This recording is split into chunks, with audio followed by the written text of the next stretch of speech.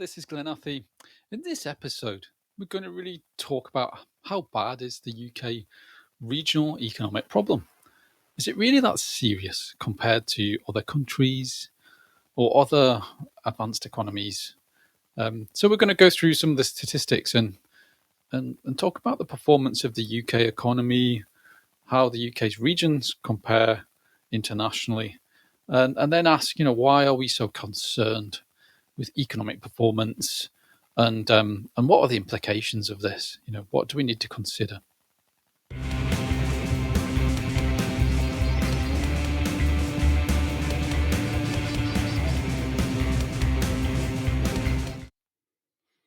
terms of historical growth in GVA, when we look at the annual compound growth rates over the past 20 years, if we look here at the UK, I'll just get the highlighter pen out. So the average compound growth rate of the past 20 years is 1.5%. And this places the UK 28th in the OECD rankings out of 38 member countries. And this looks pretty good compared to countries such as France, Germany, Italy in particular, even Japan. So the growth rate, doesn't look too bad.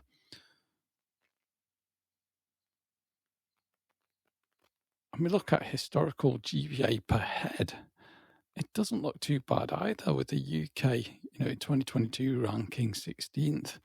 The ranking hasn't changed much over 20 years. In the UK's, GVA per head looks pretty respectable on international terms.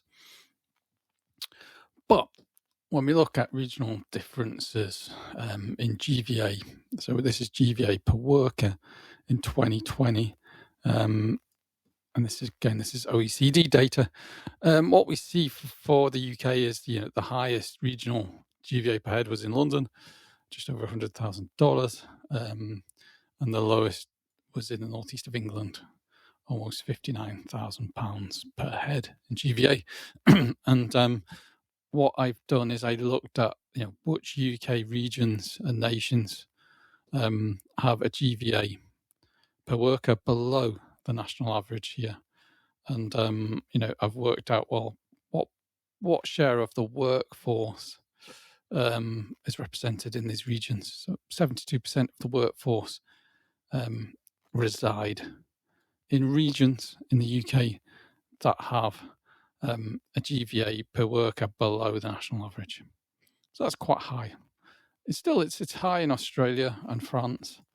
Australia, I think, mainly due to its extractive economy and the fact that some regions, have a lot of mineral wealth. But it's high, compared to the US, compared to Germany, Italy, it is high.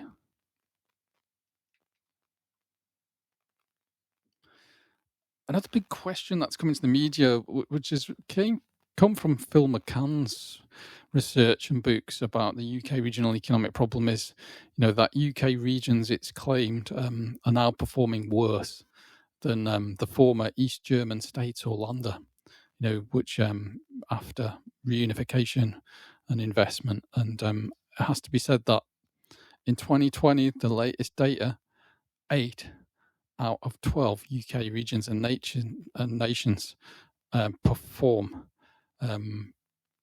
below the lowest performing former East German state or Länder.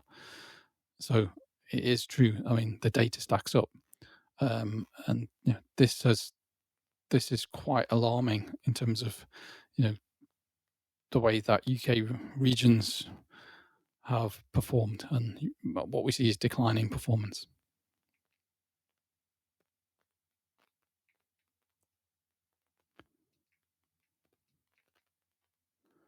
So in summary, UK economic performance on the face of it seems okay by international standards, but regional economic performance has worsened significantly over the past 10 years.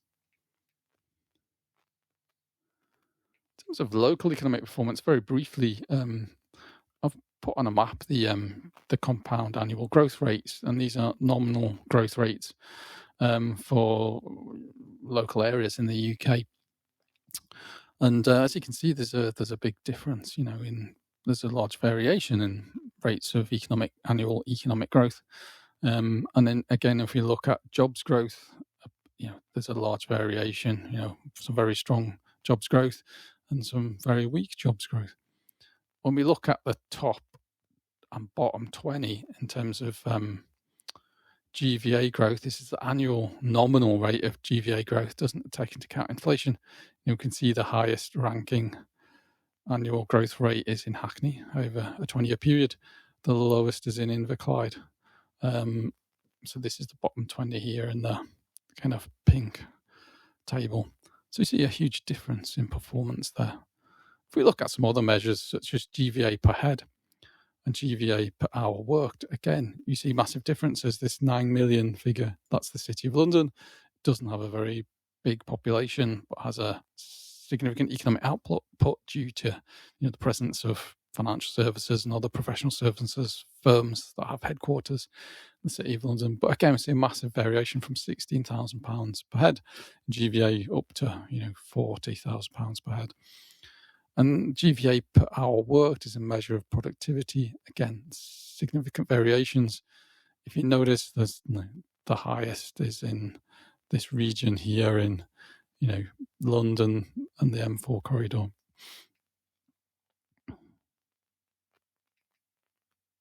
And this is GVA per head, a top 20 and bottom 20. So we can see that, City of London's got massive GVA per head because it's got a very small population. The lowest GVA per head in 2022 was Lewisham, which is also in Greater London. So you can see massive disparities in economic performance.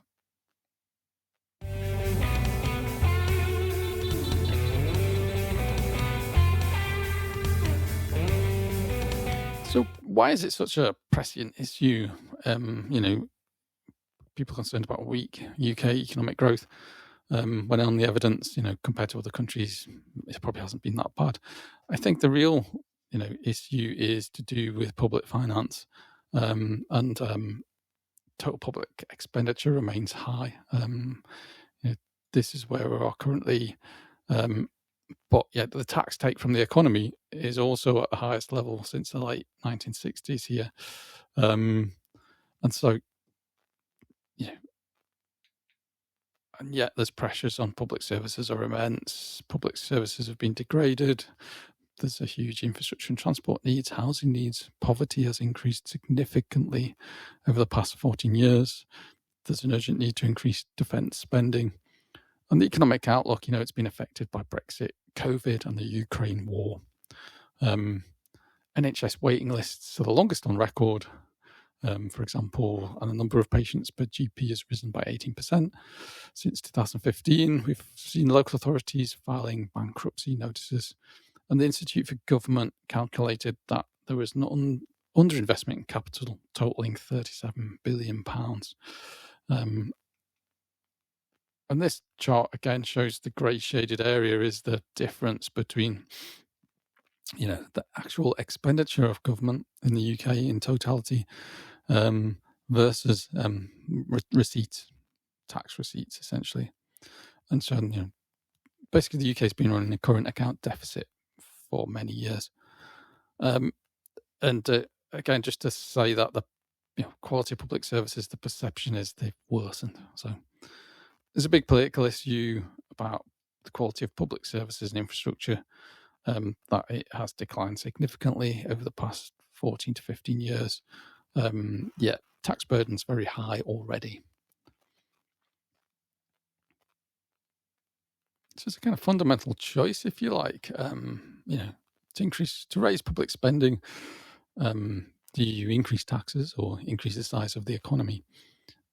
Increasing taxes is seen as a difficult political choice because the tax burden, as we saw in the previous chart, is already really high. And again, the context of the economy is the UK economic recovery from the COVID-19 pandemic has actually been slower than other advanced economies. So that is a cause for concern. And also there's the impact of inflation. We may have had some growth, but inflation has really undercut people's incomes and real wages. and standards of living have, will not return to their pre-pandemic level until 2025, according to the Institute for Government and the OBR forecast.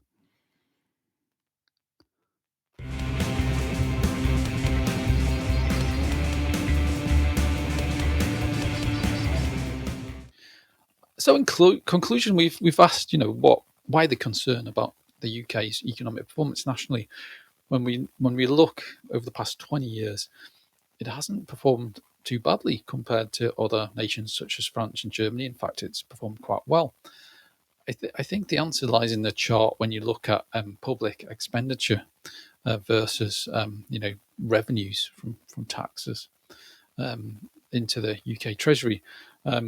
And we see that there's definitely a need to restore public services, and there's definitely a need to address regional economic disparities. 6 regions in the UK now perform worse than the former East German states or Länder. One region performs on a par with the worst performing former East German state or Länder. Only 2 UK regions perform better than the former East German Länder. So, it raises critical questions in terms of leveling up regions to say that Germany has achieved it from a 30-year program of massive investment. They've invested £30 billion per year in the East German Länder. So, on the face of it, the UK, to really invest in its public services and address regional inequalities, the options are raise more taxes, increase tax rates, and or raise the economic growth rate. So you're increasing the size of the economy, therefore you will increase tax revenues. And so that's the kind of dilemma we're in now and facing in the current general election. So that's all for me. In the next couple of episodes, I'm going to explore, to explain, well, why do certain UK regions and localities, why do they have such poor economic performance? And what would it take to turn them around? And then, what is the payoff from that? What's the benefit of turning around lagging regions and localities? So stay tuned, and we'll take you through some more of these issues in the next few podcasts.